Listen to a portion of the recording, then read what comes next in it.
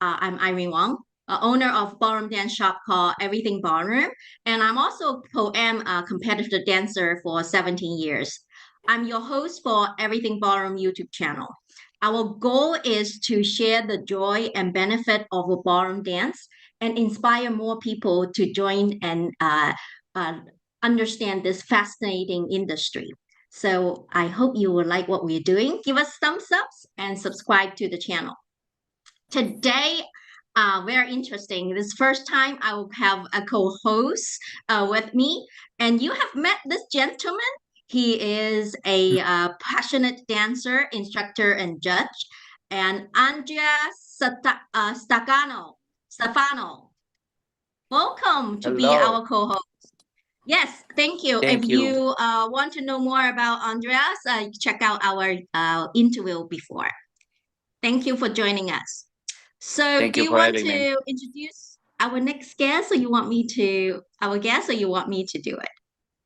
Uh, Um, when you have asked me if I wanted to be here and wanted to help you with this today, I couldn't refuse because Sam has been one of the first person that have welcomed me to this wonderful ballroom industry in the United States, and he doesn't need much introduction. He's probably by far one of the most well-known person, not only in America but all over the world. And actually, I'm gonna say something that I don't think I've ever said to Sam.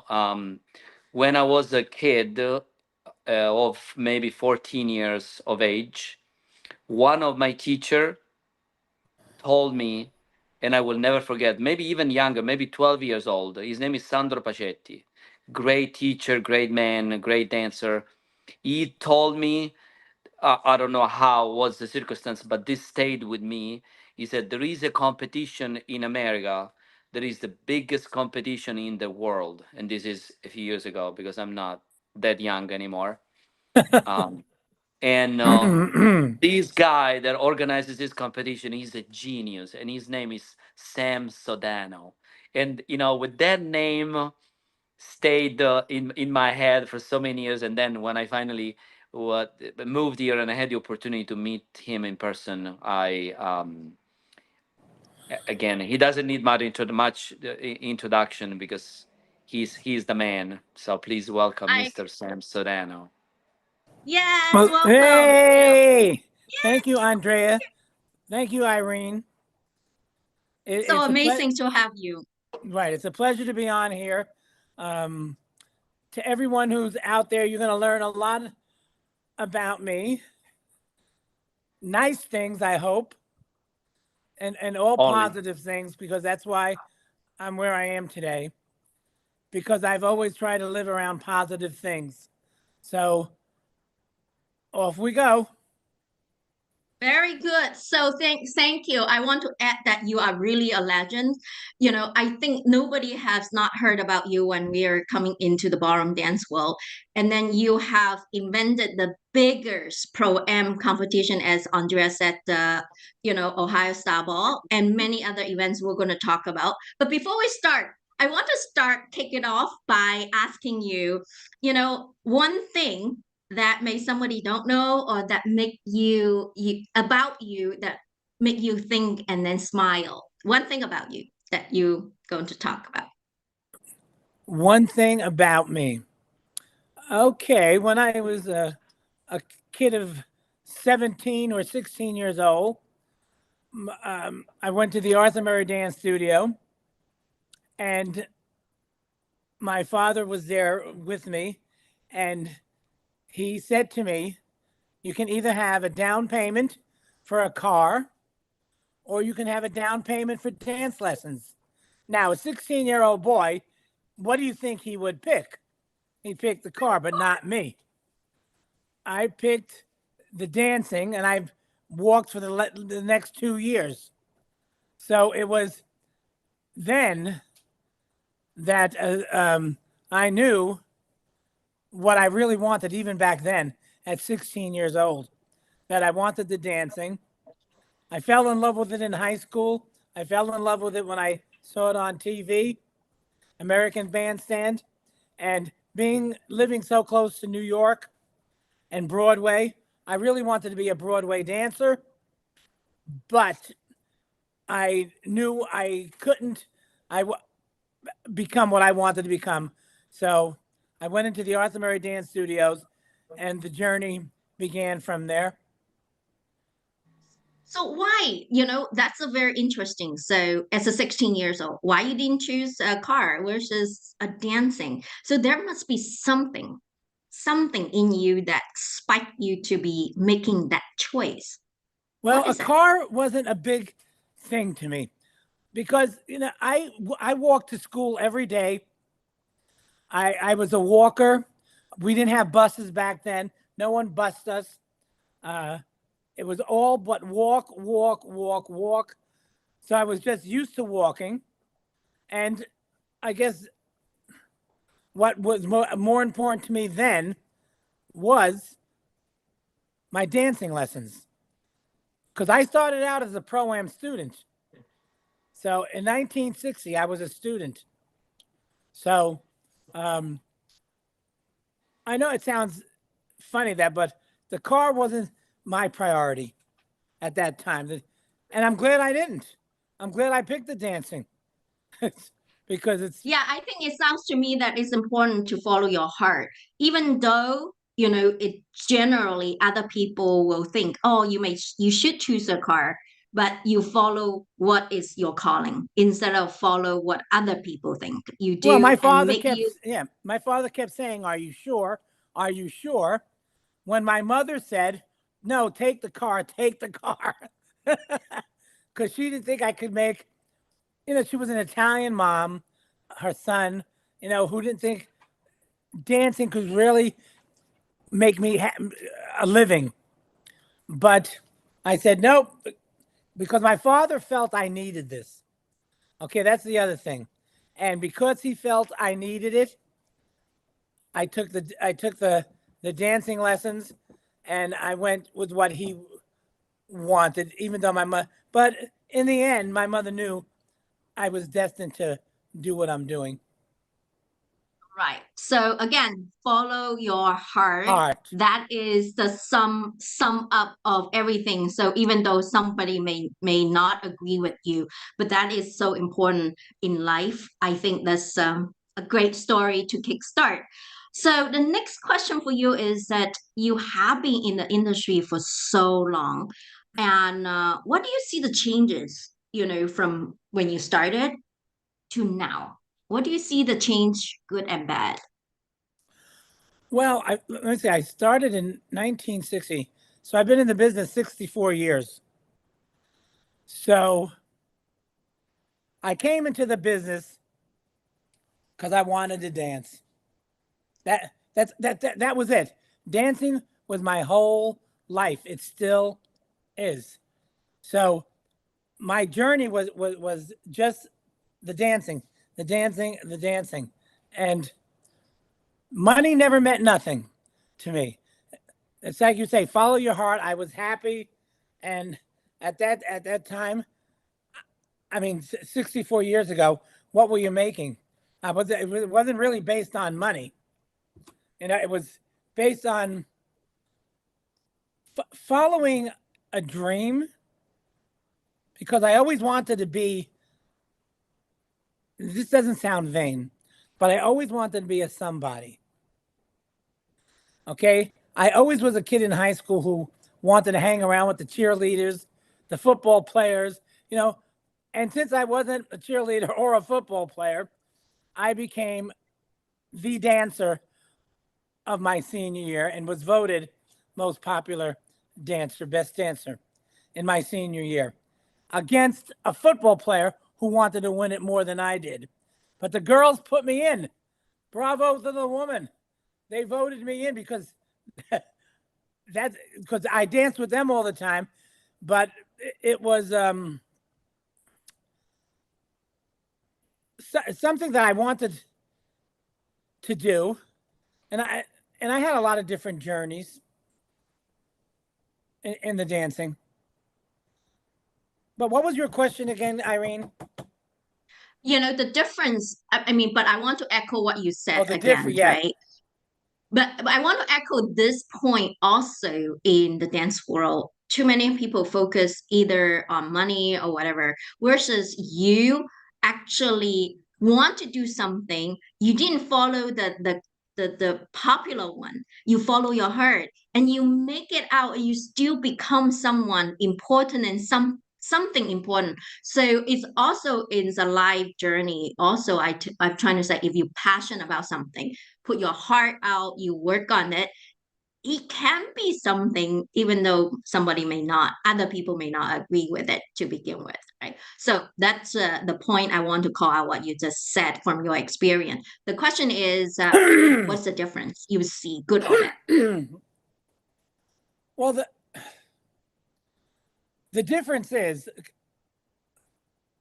well, for me, it was never a difference. It was my life. So I could never call it a job. Okay. So people who call this a job it's not a job. It's a way of life. It's 24/7. This was me. I didn't know even the outside world, what was going on around me when I was in the 60s, when I was learning how to dance. And I think today the dancers are more serious, more dedicated, more worldly. Because I went to Blackpool in 1960. I didn't know there was another world that existed in international dancing. When I saw that and I went to Blackpool, I couldn't get over it. I couldn't get over what was out there for me to explore and to get into. And then I realized I just didn't want to be just a social teacher. I wanted to go into the competition um, field. I wanted to. I just wanted to dance, and I think what's changed today.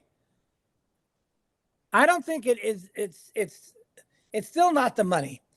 These kids who dance today dance from their heart. If it was about money and it was about results, they'd get out of it a long time ago, because results and money never motivated me. I mean, as you get older, okay, now my age, okay, you think a little bit differently, but it was. I think I just that even with the dancing, the techniques have changed. The difference in research and development has made Latin standard, even the ballroom, everything, the American smooth, which was non-existent. This is what I love about our business. You can keep creating and keep changing things and making it better, and you're never at a standstill. I never wanted to be at a stalemate. Where that's it. There's nothing left. There's no more to this than that. And that's where, I know we're going to talk about this too. That's where all these incentives came with the World Prime Dance Sport Series and the Best of the Best and the Fordney Foundation for Kids and the collegiate. Um, it's always been giving people an avenue and incentives to where they can go and enjoy their hobby. Sam, tell us more. What happened after you went to Blackpool and you started going to Blackpool? You were probably the first or one of the first one to start exploring that international field, right? England, etc. What happened to the US after you guys started going to outside and compete with international people? Well, unfortunately, I this is the one thing I feel the couples today are not going to experience that we experienced back then, is that no one believed in what we were doing. They just, some of them even called us the crazy Americans coming over here and doing whatever. I mean, when I went over there, I were told, I went there for I went my first year to compete in Blackpool was 71. I was told so many different things. If you don't if you use hip movement, they're not going to look at you. If you do this, if you do that, from very reputable people. And I said, well, how do you do Latin without using your body? I said, I can't just.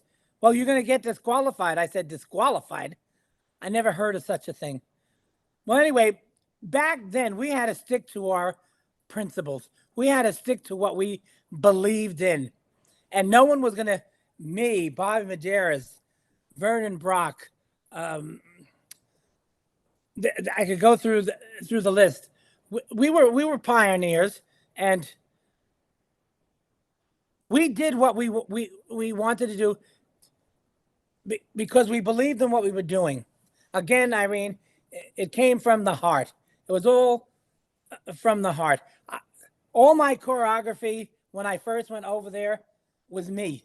No one did, and at that time they could tape you in Blackpool. And there were these top coaches taping us in Blackpool. And you saw it right there, right? They were sitting in the front row and taping whatever we did. And then that first year, my partner and I made the final in Blackpool, Rising Star, and came fourth, and we won the cha-cha. And everyone knows this name because we competed against Len Goodman. He was the one who won the Rising Star Latin. He was the favored English guy to win. But to go there when no one knew us, we win the cha-cha on my beliefs, my own choreography, my own. Yeah, I had to be honored, because the international people didn't know what I was doing in cha-cha, and the American style people didn't know what I was doing in cha-cha. I said, well, what is this, a Sam Sodano special, But again, like what you said, everything that I did came at that time, from the heart. And yes, we were honored. But one thing you had to have in the 70s, as being a pioneer, you can't let anything you negatively bring you down. Negative was not in our minds. We all loved the dancing. We went to Blackpool, and really, I didn't know how I was going to do. No one knew me. No one knew. But Sam, what do you mean when you say that the couple in America don't get to experience that? Why do you think so? You mean that why the couples in America don't experience it? No, you said though that what you have experienced when you first went, because you were not people with the judges and all the others. They will call you the crazy Americans, though they didn't believe in you. And what do you think they believe in them in the American couples now? What's changed? What's changed? Everyone does the same. I mean, back then, Bobby Medeiros, myself, and Vernon Brock, we were three different entities. So, three different entities. I was known as rhythm. Bobby was known as rhythm. Vernon Brock was known as choreography. He was the biggest change, I feel, in Latin American dancing.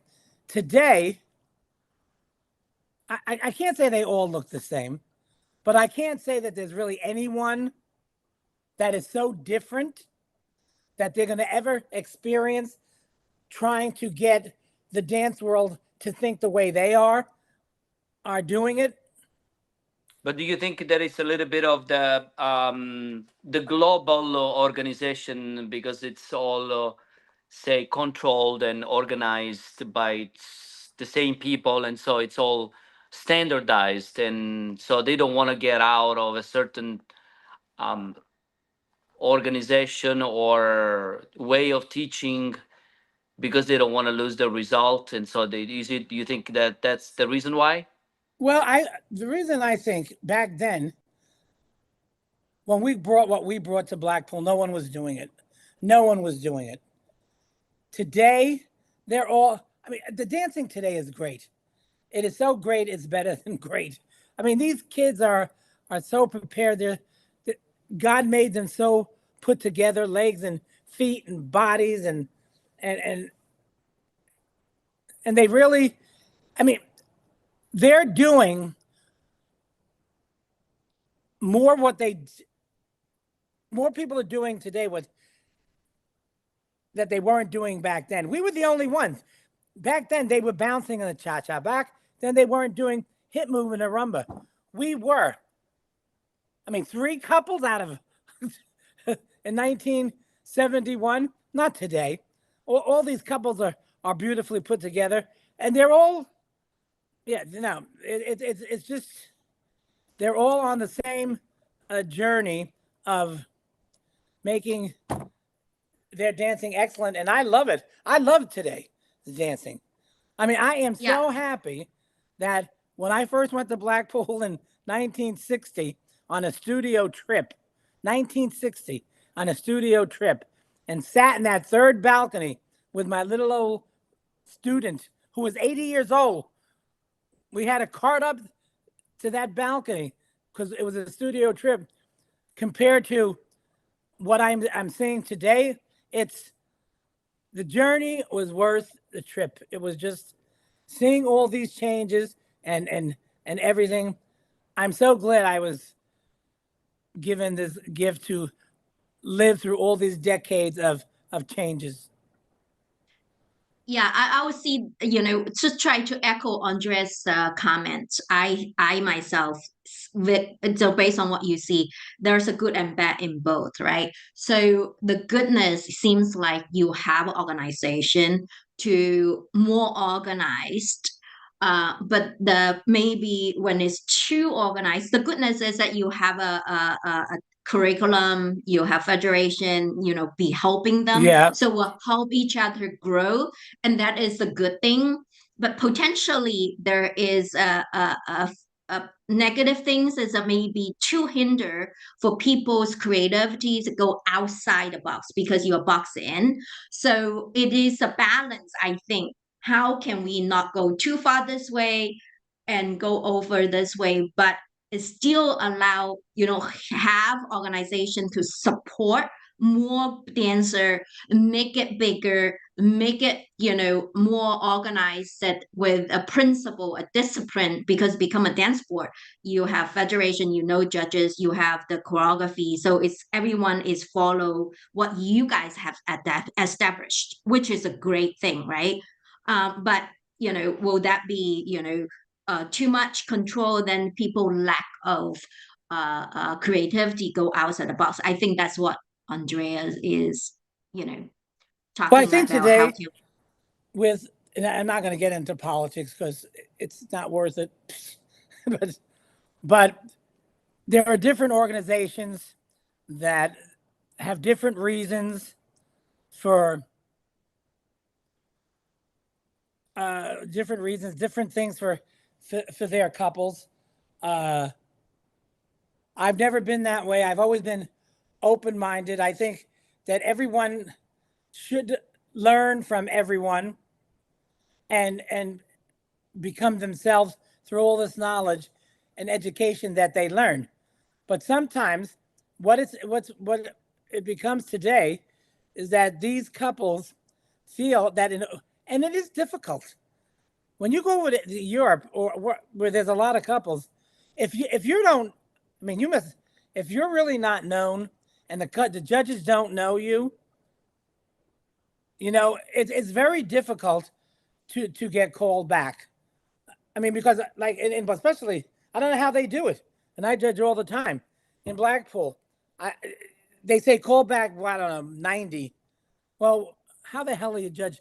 What are you calling back? That's impression judging. You're not really judging.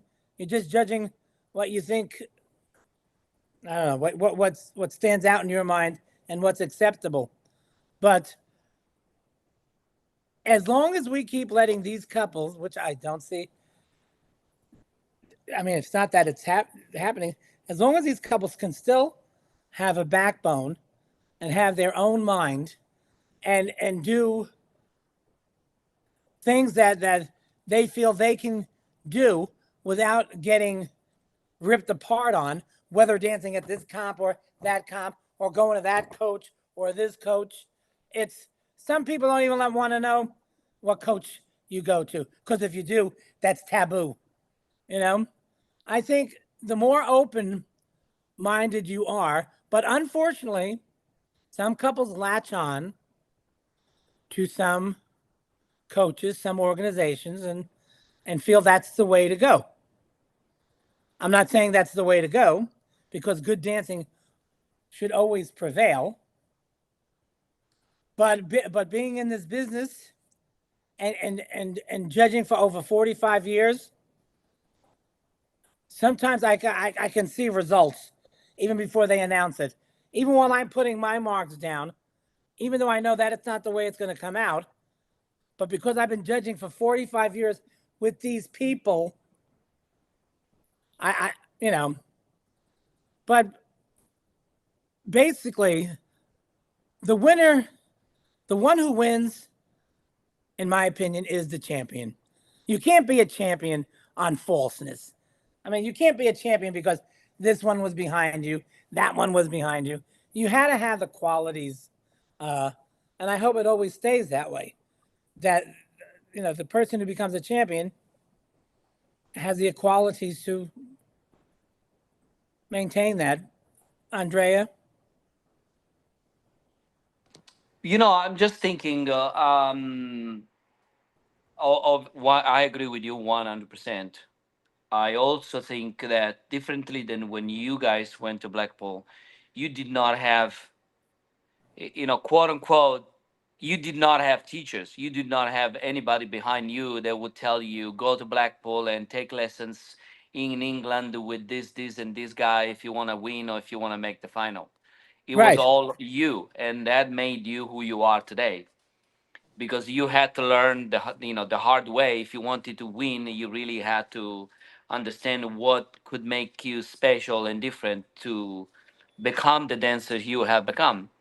But I think today is a little bit different. So there is a little, and in Europe, because I know that a little bit better, I see that happening in the US a little bit less, because there is less competition in the US compared to how much competition there is in Europe.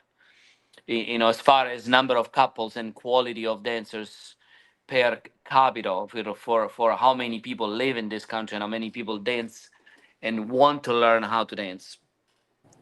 And so I think there is, and I think it's very hard to change that. There is control, and some of the teachers want to have power, and the only way to have power is to control couples that are very good and steer them one way or the other. So I think it's the dancer's responsibility to understand that they don't have to be manipulated, because it's their dancing, and if they're good, one day or the other they are going to win, regardless who they take lessons from, Well, and they this is have how to I choose yeah. to. This is how I feel. I don't want to control a couple. That's not my priority is to make that couple the best that they can be. And I look at every couple as if I can make them a champion. You know, it doesn't matter what grade they come in when they come to me. I teach them as if I was teaching the number one couple. I don't know how you teach differently. I don't know how you, I mean, good dancing is good dancing, but, and I'm all for it. Sometimes, my coaching may not be good for this whatever couple is coming into me, and I would recommend them to go to other teach coaches. There might be something out there that's what they're looking for, but I don't want to control a couple. I just want them to have the freedom and the to go where they want to do, take from who they want to take from, and become a good the best dancer they can be. Yeah, as you are follow your heart as a coach, I really do appreciate that, right? As a judge. So from your point of view, how do you recommend a pro am or professional dancer in the dance world? So no matter what, you're still a dance world, you're still competing, you still want to Right. win, right? So how would you judge, from a judge's standpoint, judge them, and what would you recommend them to do and be focused, what are the top priority? How do you like them to do to become a champion? Because it's still important, right? Oh yeah, The no, no, title. yeah. Like Laird said, there's no use no use of dancing if you don't want to be number one. And he says, and anyone who says they don't want to be number one, they're lying. But when I look at a pro couple, an amateur couple, or a pro-am couple, my teaching is all on the same level. Just because a pro couple comes into me, I'm going to say, well, I'm going to teach this, you know, to them. When a pro-am comes in, well, no, they can't do what this can do. So I'm going to teach them on this level, or an amateur. I was always, even when I was a beginning teacher, I used to have 70-year-old women, 80-year-old women in gold syllabus and gold star. I never looked at their age. I never limited them. I always taught them beyond what I felt they could do. And I never put them in a box where it's saying you're their pro-am, that's amateur, and that's pro. Because there's only one way to teach good dancing. I mean, how many ways are there to teach someone from move to one foot to another? Well, because you're a pro-am, you can move this way from one foot to another. Because you're an amateur, you can. It's just ridiculous. Because everyone should be taught the same. Now, choreography, that's the thing. When you start giving choreography, that this is for all three divisions: pro-am, amateur, and pro. When you become a prisoner of your choreography, then you're doing material that really isn't suited to you. And how many times I've taken material out of each one of those couples because I said, well, why are you doing that? I said, in a few months, you're going to take it out anyway because it's not going to work. I said, so let's put something in there that you could do with right now. Because you see, when a couple comes to me, I always say it's not if you're going to be cut. This is one of the amateur couple, the pro-am, and the pro. It's not if you're going to become the champion, is when you're going to become the champion. There's no such thing as if. Then why coach? If this person wants to be a champion, you can't be an iffy coach. All right? You got to develop them to when they're going to be. And so for me, I'm like a parent. I take this couple and I'm their father or their coach. And sometimes that's a very, and Andrea will know, this is a very hard thing to do when these students take time, they pay money, they dance, and they're putting their lives in your hands, and you want them to do well. You just and you teach them to your best, and you want them to every competition get better and better and better. And that's why I feel when you're a coach, you're like a parent. I'm not a once that lesson. Here's the other thing: once a couple comes into me, or let's say a couple calls me up, I ask that couple. It doesn't matter. I'm going to say it: pro-am couple, amateur couple, pro couple. I say, send me a tape of your dancing, so I can see it before you get here. They get here, they send me it. I see what I feel they need. I already know. I'm not the kind of coach that comes in and I haven't seen this couple. Okay, well, what are we going to work on today? And usually that couple always wants to work on, well, we get marked the worst in this dance. No, no, no, no, no, no. I said, let me see all 5 dances. I said, let me be whatever. But you have to, I tell every person who takes a coaching lesson, don't ever go in on a lesson and say, this is our worst mark dance or we're having a problem with this choreography. If this coach hasn't seen you dance, do a round for them. Let them, because a coach who's usually a judge doesn't really get to see you on that floor as well as it is when they're on the floor with on a coaching lesson by themselves. Many times I've said, geez, what I thought was weak on the floor is not weak here when I'm coaching you. I said, so I always, my biggest thing is let that coach, let that judge who's you're taking lessons from see you by yourself on the floor doing the 5 numbers. Because usually you get caught up. When you walk in and you go, well, let's work on cha-cha. It's my worst marked dance. You start, you spend all the time on that. And I believe that, but I'm the kind, like I said, I like a tape. I like to see it before they come in. And I like to know what I'm going to work on before I even start working with him. Great. So it sounds to me that you will prefer, as a student. So as a student or dancer, when we ask for coach, we at least my recommendation for hearing you is submit a video. At least let the coach to do their homework before they come in to coach you, right? So that will be one advice that you're gonna do. But But that's what I would recommend if I had a student. But believe it or not, in the 70s, when I competed pro-am, I never had a coaching lesson, period, with anyone. And I did international Latin and ballroom, and my students did quite well. Now, what are you going to say? How did you learn to do all this without a coach? God gave it to me. I was gifted. I don't know.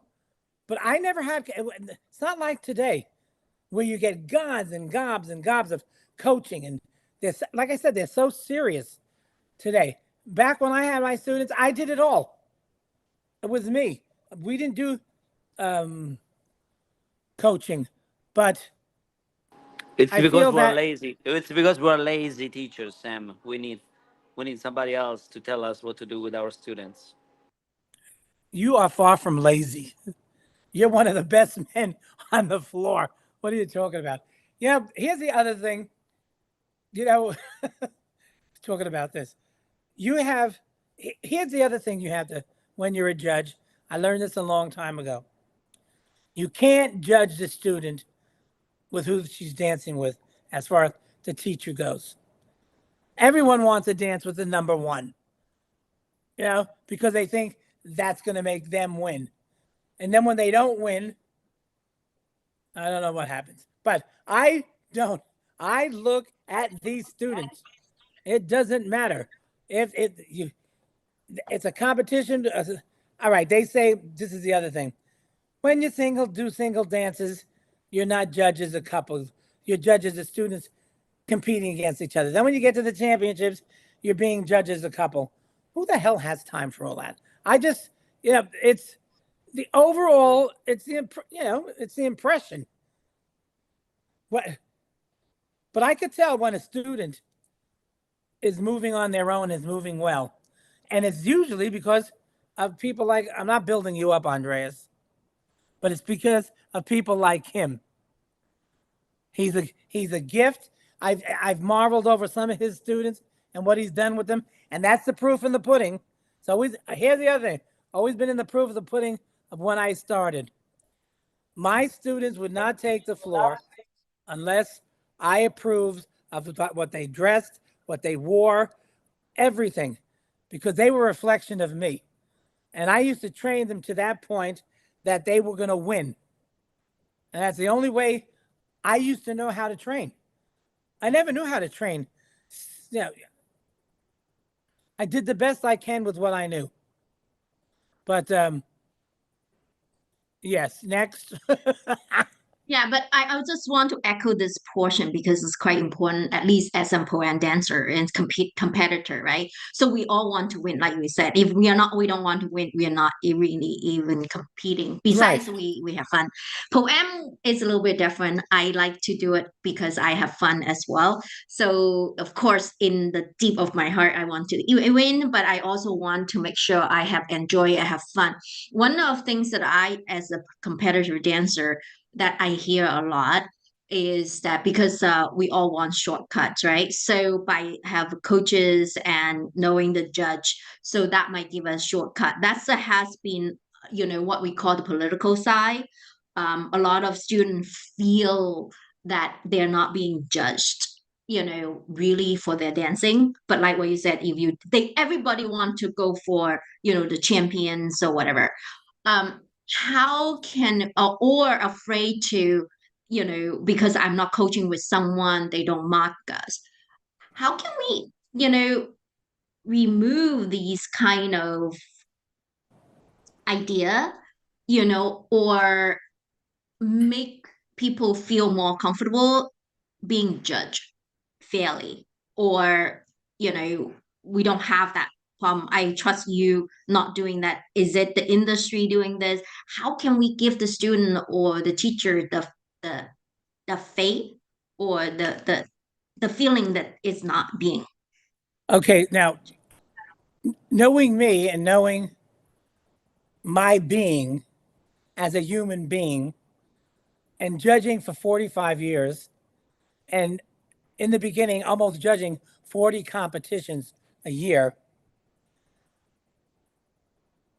I had to look at sometimes the same students in a few comps in a row, because, and I never wanted this is to prejudge or say, oh, there she is again. I always try to judge on that moment of what of male or female, or whatever they were doing. I have judged many times where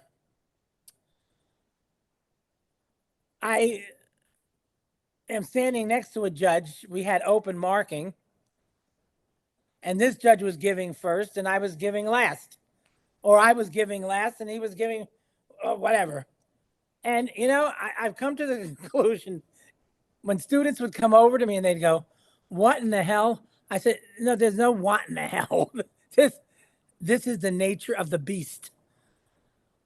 You put yourself out on that floor with a number. Everyone looks for something different. I can be standing right next to a judge who, what I thought was strong, he might have thought was weak, and it's I don't ever go into a competition as a judge with an agenda. I don't go into a comp with thinking, well, I don't like him or I don't like her, because that's not my role as a judge. My role as a judge is to judge on what I'm seeing on that day and comparing one dancer to another. Now, there's certain things I like to see, in especially the ballroom or even in the Latin. And if I don't see it, then they will not be favored for me. But at least I have something I'm looking for. What is that? That is, I want to know, what is that? well, the one thing, and you, Andre, is on these feather finishes, when the women don't release their heels on their right foot. You know what I mean? The feather finish, they keep that toe of the right foot hanging on the floor instead of releasing the toe. And I said, you want to know how many times I've given a mark to women who release their toe compared to women who hang on to that toe? Because that must feel like hell for the man. I mean, it's got, that is one of my biggest beefs. I mean, I'm not going to say, listen, everyone can say heel turns, coming out on heel leads. But what I was always a foot man, even when I was learning in the beginning international. That's why I loved international ballroom. I used to love to learn how to articulate my feet. I was a footman. So, but this feather finish is on the woman's part, not releasing her toe was what, and still today, I'll look there and they're still hanging on to that toe, and which means, but it's not only that. That means there's a lot of things going wrong. You gonna Great. say? Now we know. No focus on the foot. So I get a big from Sam perspective. Thank you so much. I get that, from a judging standpoint. Perfect. So yeah, now let's go back to the interesting thing about Ohio, maybe, because I think you have been, uh, creating this the events, and let's come back to that. Says it's basically make who you are. So how do you describe Ohio, and how many year of it, what you want to share with people about this competition? Well, I started this competition in 1978 with a gentleman, another gentleman called Chuck Bannister, and then and it was all just we were party people. We were young. I mean, young. How old was I? In my early 30s. All we wanted to do was dance and party, dance and party. So being in a good area like we were in the Midwest with Michigan and Ohio, Pennsylvania, Kentucky, we were able, oh, Indiana, we were able to get many people from these areas to come to this competition. Plus, we knew them. This is the other thing back then. We knew the people. We knew them. We knew them by their names, and and there was not many competitions going on at that time. So when we decided to start this competition, they wanted a comp. They wanted a party. They knew us. It was a 1 day event. That's all it was. And then it grew to 2. It grew to 3. And then TV hit it. Now it's a month. What? Now it's 1 month long. A year to me. But but you know, you're gonna think this is. I'm gonna you get when I tell you this, you'll think this is funny. But I don't like long competitions that last for a week. It's for an organizer. It's very draining. All the heavy is on you. Doesn't matter who you are, Sam Sodano, whoever running this comp. You're the organizer. Why am I not getting that? Why am I not getting this? Doesn't matter who you are. When they come to your comp, you have to treat them as good as they expect to be treated. And that's the way I always was. I wanted it always to be the minute the student or the studio left their venue to come to Ohio, I wanted it to be as convenient as possible for them. I used to look at the weather to see if they were going to have a problem getting in, and the rough plains, and then getting cabs and getting in on times. Many times I even delayed a competition because a school from Milwaukee was coming in and they were 3 hours late, the plane. So we didn't run, and well, the comp ended, you can imagine, 3 hours later. But I think that's what people really found that what I was all about. It was all about people, like Barbra Streisand, people, Andreas, people who need people. But anyway, it was always about people. And everyone says, how do you remember their names? I don't know. I said, that's what God gave me to remember people's names. I said, I just listened. And how can I not remember people's names? if I'm judging for 45 years and almost 30 weekends a year, well, how can I not know and meet people and remember who their names are? But the big thing with Ohio, there weren't many competitions when we started. If we had one or two, it was a miracle. Okay, and then came us, which was a one-day event, and we didn't do this comp to make it what it is today. Who it's like you buy a piece of real estate and 50 years down the road, you find how valuable it is, you know, if it's in the right spot. But with the competition, it was always for people, people, pro am. I listened. If a student had a problem with anything, I would listen and I would change it. Who else would do that at a comp? Who else would listen to someone and say, well, maybe I should change that next year. Maybe I should do this instead of that. You know, your ego should never be that big that you should not be able to change if it's for the better. And then when TV came along in 1985 is when all hell broke loose. It was brought into many homes. People saw it without even coming to the competition. And How and did then that happen, Sam? What was whose idea was that? How did that happen? Tell us. the TV, and TV was being PBS was filming someone else, which I won't mention names, but they were filming someone else, and they had a falling out. So then they You mean called like me. another comp? They were filming another comp? Oh yeah, and then they called me and asked me if I would like my comp to be filmed instead.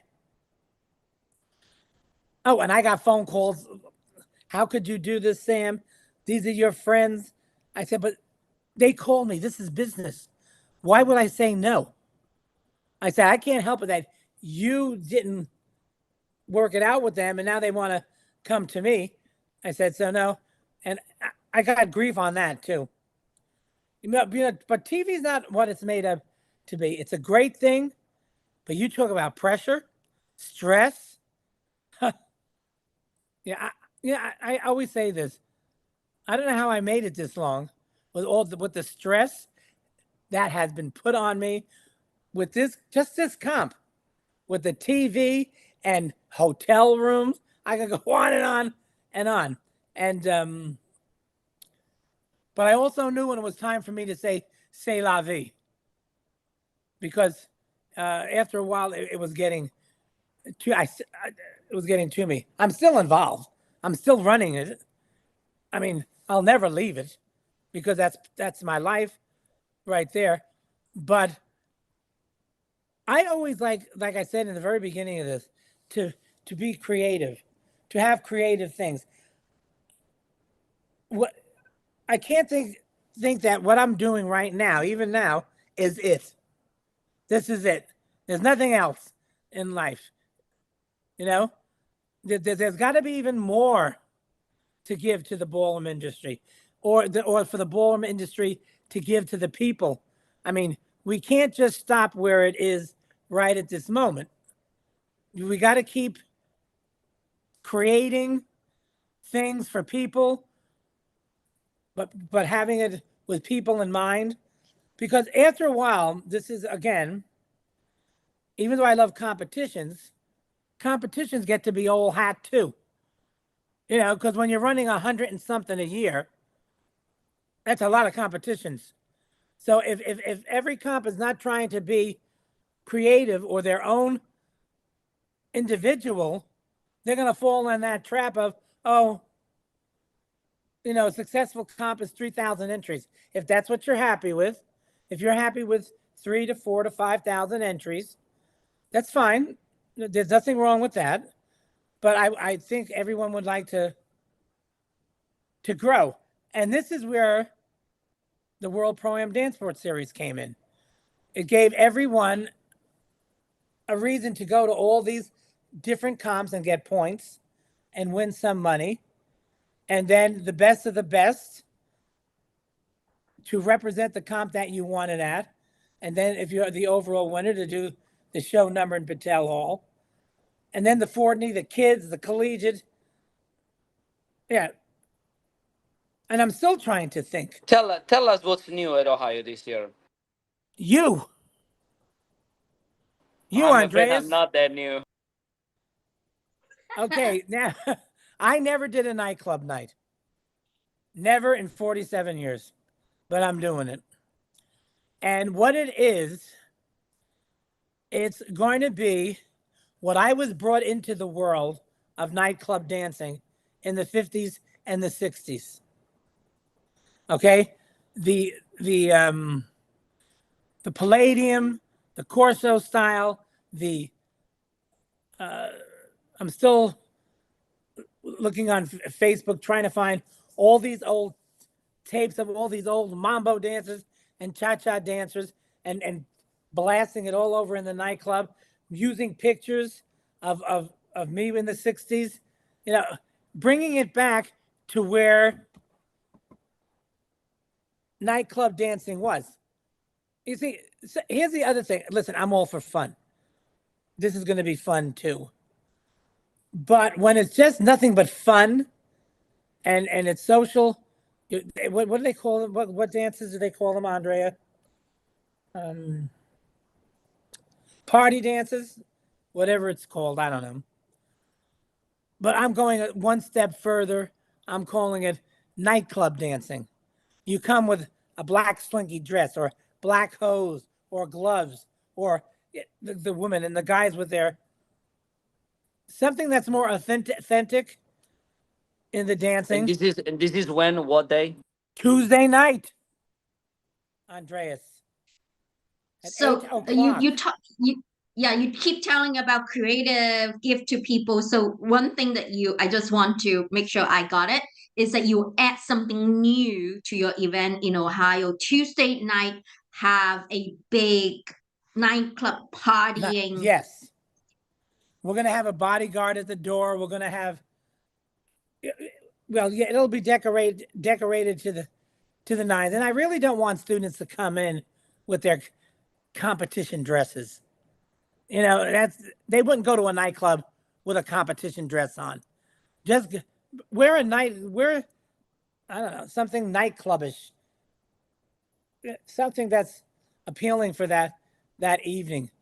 And then What's the theme? Do you give a theme of the nightclub or just anything? It's Sam's Club. Party? They always called it Sam's Club. Authentic night. And then I put in the Rising Star amateur rhythm, smooth, ballroom, and Latin. That's for people who never made the final 6 of an open division. See, I was the first one to start the Rising Star Pro-Am. That's the other thing. Years ago, I started the Rising Star Pro-Am for students who never made the final of an open comp in Ohio. And it really took off. But then other comps started doing Rising Star Intermediate and Bronze, and single dances, Rising Star Novice, Beginner, whatever. But mine has always been Rising Star for people who never made the final of an open division in Ohio. So now that's what I did. What's the I difference between the difference I won one of the Rising Star Smooth, open smooth. There. 2015, I think. 9 years ago. Many years ago. Yeah, but I was the winner in the Rising Star. So I really appreciate that. Give me a chance to shine. I love it. I like that. Here's the other thing. That's good, Irene. Giving a reason to shine, and that's what it's all about. We just want our due. If we work hard, which we do, when you're serious at this, we know how dedicated we are. You want your due, and if you can shine by winning a rising star at Ohio, or I mean, it doesn't matter. Whatever comp you feel you want to shine at. But like you said, you still remember it. I You still see, and remember. that's So what it's very good that you talk about. Sorry, Andrea, I cut you off. Andrea. So Andrea, what do you want to say? I did cut you No, off. I was just first of all, I said congratulations for winning the Rising Star. But what I find special at Ohio compared to other comps is that you can create the value, but because you understand the difference, you understand what the Rising Star really should mean, and so or the fact that you don't have 50 multi dance. It's a risk because as an organizer, people think, well, but of course Ohio doesn't need to have multiple multi dance because they have a lot of entries no matter what. Well, but that's how Ohio started, and it stayed consistently and create value because if you win that multi dance, you don't have 50 winners, you only have one. Well, yeah, yeah. We would always. I. The only reason we used to up our entries, like make it you can dance two ages or two levels, is because teachers used to come over and said, "Can you next year, so that we can bring more students, give us more categories?" Because because in 1985, we in 1985 we had hit. Now this is 15, almost 40 years ago. We hit 4,000 entries on one age, one level. 4,000 entries on one age and one level. And that is also the first year we had TV on PBS. And How many people was that? Total. the room was, I would say, about 1,500. But that was 40 years ago. Right. And, Very the big. hardest thing with Ohio is all the years is still trying to keep it as it grew bigger and bigger and bigger and bigger, trying to keep it intimate, trying to keep it what's the word, like that saying I put, there are no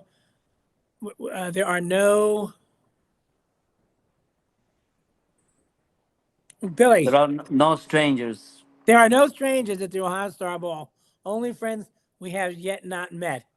And you know and I love that. but to see when you but this is the whole thing. When I think that phrase right there is me. Like last year when it was my 45th anniversary, and I took my applause, and I walked all around the floor, smacking everyone's hand. People didn't think I was going to make it around the whole floor, but I surprised them. I did it. But one thing I guess I am, without even knowing what I am, I'm a people. I'm a people person. I mean, it's not because of what I say, it's because of what people tell me. It's but I think what today with success, organizers think, let me slap a shingle on a 3 or 4 day event. They start with a 3 or 4 day event. They don't even have people who know them. They don't build up a following, and right away they think they're gonna. That's where it's different today because of the size of so many, over 100 competitions. You got to know your business. You got to know your consumer. You got to know what pleases them, what what appeals to them if you're going to be successful. Yeah, Andreas. yeah. So I agree with you on that. Tell us, how do you think, especially new everybody know Ohio when we are dancing, at least for me, right? My teacher basically said you go through the regional before you come to Ohio, which is big, and you can't get through, maybe they have a first time, first, quarterfinal, first, round. So what will you tell the newcomers? They should come to Ohio, why they should come Ohio for a newcomer standpoint, right? Because I'm afraid, I was very afraid to just jump into Ohio at that time when we beginning. We say, okay, need to go through the regional before come to Ohio. But how do you see newcomer roles in Ohio? Well, I have another phrase that I use all the time.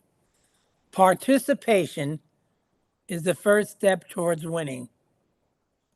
If you don't participate, it's not that you can't win. If you don't participate, you never will know where you stand or where your dancing's at, or if you ever really want to know the truth. But it, in, and that, listen, so many students, you would say, it's fun, it's fun, it's fun.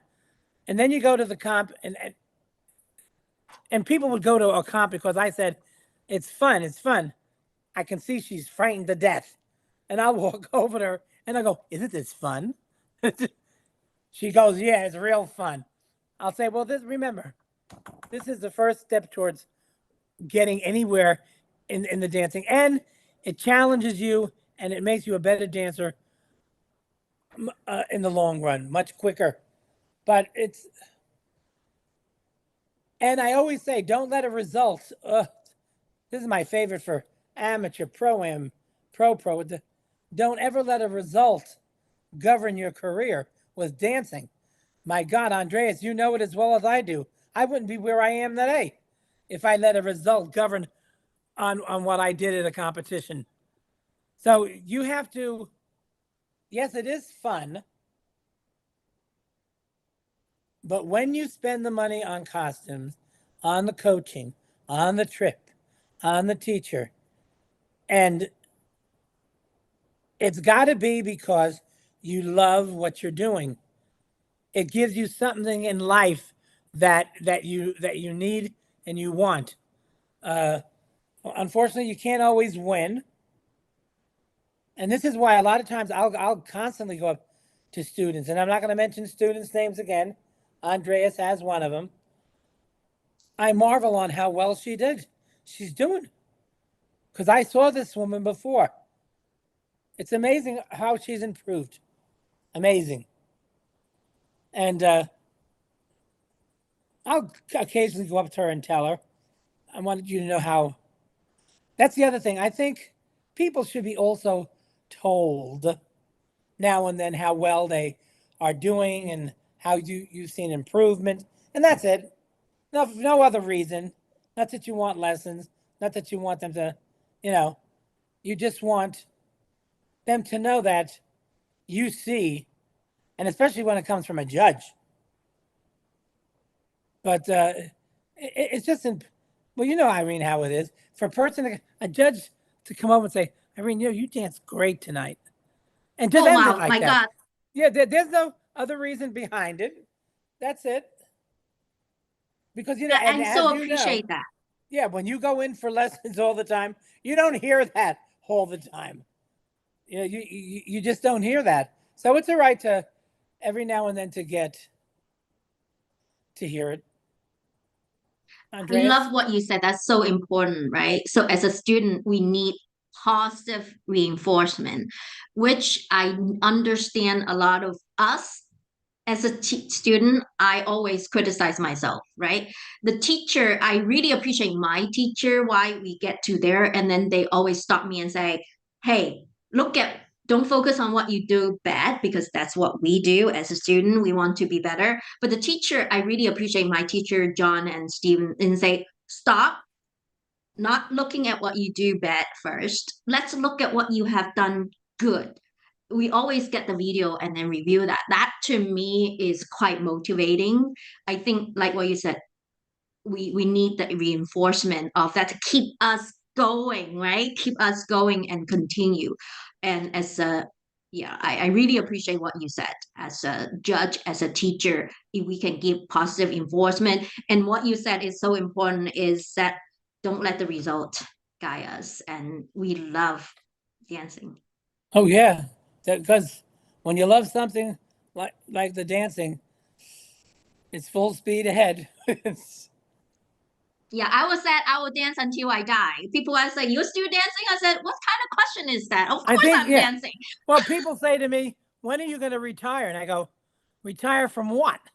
From standing up there with a pad and a pen in my hand?" I said, "This is the best. This is my life. You know, people, music, dancing, youth, energy.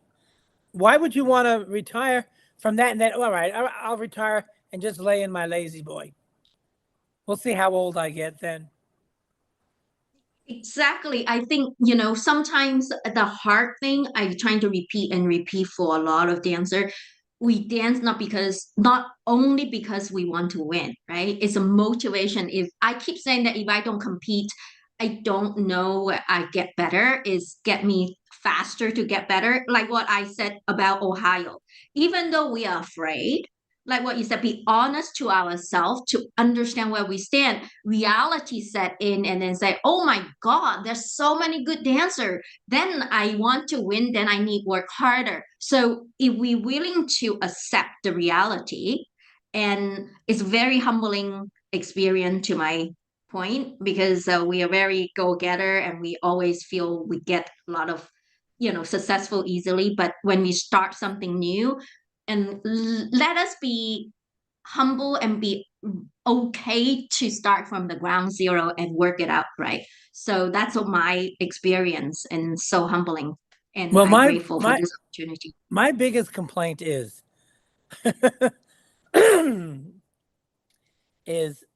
the pro am student. Okay, you make it very difficult for us judges because you're all so damn good, and you can tell that you have no idea when they say, and this is an 8 couple final. I turn to one of the judges and I go, are they out of their mind? 8 couples with this group, you know? And then they play the music, and then before you know it, the music's almost off, and my numbers, I don't know. Anyway, I'm giving you the truth now, but it is very difficult because the pro am student today, I mean, this is another difference, is because the knowledge is so much more today. The dedication, the commitment, the teaching is so much more today that you can have 6 winners in that final. But that music comes off, and you got to have 1, 2, 3, 4, 5, 6. And there are many times uh, I would walk off that floor many, many, many times and say, my God, if it just gets any harder, and it's very difficult. But that's what we're there for. And we want to, well, I want to make everyone happy. If I can make 6 winners, I would. That's how I am. Right, Andre? If I could give six first, I would. But But that's not the way it goes. I mean, if I can add to that about suggestions, what you were talking about, Irene, I think it's important for us as teachers to make sure that they have a good experience and they understand that it's about, like you have said, it's about the journey and Right. not the destination. Because sometimes you get, and especially now, every age group, the A, the B, the C, Uh, the open categories especially, is very, very competitive. And some years, some age groups are easier than others. And, you sometimes don't win because everybody's so good, and you have to be proud to belong to that group and dance among some, of the greatest dancers of your age group. And remembering that you are an amateur, you do that for fun, and and yet you invest money and time, and that's easier. And it's nice to also know that accomplished judges and dancers like Sam think that. and they would, make everybody a winner if they could. I That's, would. That's the truth, the whole truth, and nothing but the truth. And it doesn't. It doesn't get any easier. Doesn't matter how many times you judge. If you're really putting your mind to it, yeah, it's very difficult. And sometimes I go at some of these really difficult competitions. I'll go, boy, I gotta really have to pick from everything I learned years ago that I base my knowledge on, because it's just, and sometimes, yeah, it's just, I've had many, many, many comps where I've gotten headaches from, because that's how serious. You know why? Because I know how the students are. I know how serious they take it. And I think a judge should take it the same way. Do not judge on an agenda. Do not judge on personalities. Just judge on comparing the one couple or one student against the other, and who's ever the better, base it on the dancing. I agree with you more. If we do more fair, we more encourage more participants. The business of ballroom dance will flourish with that mind. Of course, we also feel I love what you said is that, you know, don't worry about the results, right? So, and also love what you do and put your heart to it. It's so important. Well, again, we have to love this. There's nothing not to love. When I'm on the floor and they play this, the music they play now, and I mean, the music is lovely. You get involved in the music, and it's just, I'm so glad I'm in this industry. That's all I can Me say. too. Yep. It's such a beautiful industry, and a lot of time I feel there still have a, because I'm involved in this, I am actually a dancer, I hear some negative things around it, like what you said, the perception of not fair. If we can get it more transparent and then get the judges and be more transparent and say like what you do, guided by true love, true passion, have more guidance, that will be, I think, will be beautiful for this industry, right? We are all in here and passionate about this. I talk to all of you. We are in here because we love what we do and we truly believe in it. Such a beautiful sport. But how can we make it even better? And Well, yeah, it's just like what you're doing right now. You don't have to be doing this. I don't have to be doing this. Why are we doing it? Because we love the industry. We don't want to be in a stalemate. We want to see it grow. We want people to know more and more what's going on out there, how people think, that judges are really human beings, that they are trying to do the best they can for for when they're judging. And that's what I like about, too many times with things like this. And it always comes down to, well, it's an expensive, it's the cost, and that it's this. Yes, we know everything that is, that we like and that is good for us is never going to become uh, cheap. That it's always going to be, we're going to have to invest in the dancing. I think of it as an investment, not throwing anything away. You're investing money into something that is bringing you happiness. You can't put a money value on that. You just can't do it. And once you start thinking that way, then it takes the joy out of your dancing. If you're worrying how you're going to pay for your next lesson, no, you got to be doing it because it makes you happy. Yeah, I totally agree with you. It's like an investment, right? My people ask me how much you spent in the last 17 years. I said, you don't want to know. And and I know. my husband don't know. I invest in myself, right? I work on getting, extra income, work on it so I can be invest in this in me. It is my mind, it's my body, is my hobby, is my passion, is my happiness, my exercise, everything. I don't like exercise. I like dancing. So this is to me, it's an investment on myself. And I also want to echo what Sam said. Everybody is a winner when you get on the dance floor. We need to pat on our shoulder and not compare to ourselves when we lost the race. But when we get on the dance floor, we already win compared Right. to a lot of people that never get on the dance floor. So pat on ourselves. Everyone, pat on ourselves. Job well done. Andreas, Well, you guys said it all. It's just it's remember, participation is the first step first towards step to winning. success. I like that. I'm going to repeat again. Participation is the first step to success, Winning. Towards to winning. winning, towards winning. Right. And also, I like what you're talking about the ballroom dance world. Relatively, I have been in many different places. I work in a corporate. It's such a beautiful environment. It's most people coming here, not all, but most of them are it's a hobby is music is arts. It's such a beautiful community when you talk to people, in this dance world. You talk dancing, it's just so wonderful. So I'm hoping everyone listen to this, even though you're not in the ballroom dance world now. Come in and take a look and talk to people and start and get your foot in and at least learn about it, right? So, Right. and There's nothing not to like, but everything to love.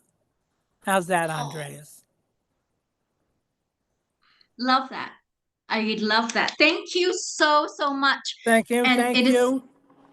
it's such a beautiful interview, and I'm grateful for all both of your experience and wonderful, topics. And thank you.